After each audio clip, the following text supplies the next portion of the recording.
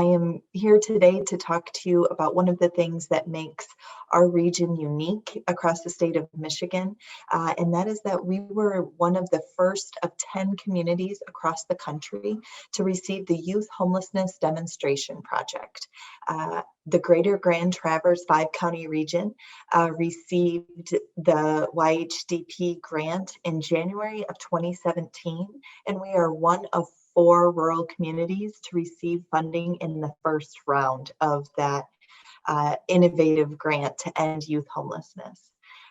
We are still in 2021 the only community across our state that has received the YHDP grants. That's also a lot of responsibility and a lot of innovative thinking that we'd like to share across the state.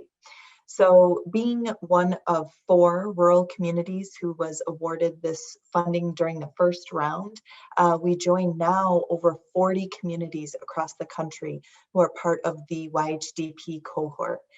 We are all working to make youth homelessness rare, brief, and one-time across our communities. One of the things that makes Michigan kind of unique in this work is that we were a rural community across our country, which most regions across the country are rural in some way. And what we really wanted to highlight is that youth are becoming homeless for the same exact reasons that they are becoming homeless in Los Angeles, in Chicago, in New York City, as they are in Traverse City, Michigan. Youth are experiencing homelessness for reasons not unlike adults who are experiencing homelessness, but we're finding that there's a lot more opportunity for preventative measures to take place. And if we listen to young people who have lived experience of homelessness, we know the solutions are in their stories and in their expertise.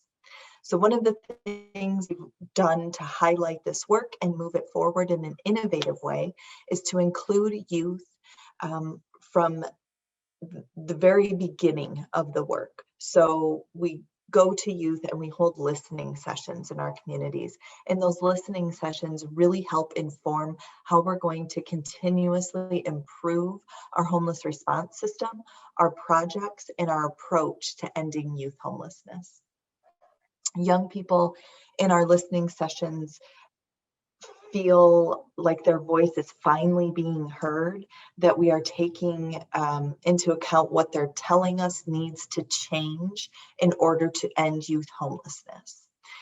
In addition to listening sessions, what we've really been doing is using their authentic youth voice and lived experience of homelessness to inform further cross-system collaboration.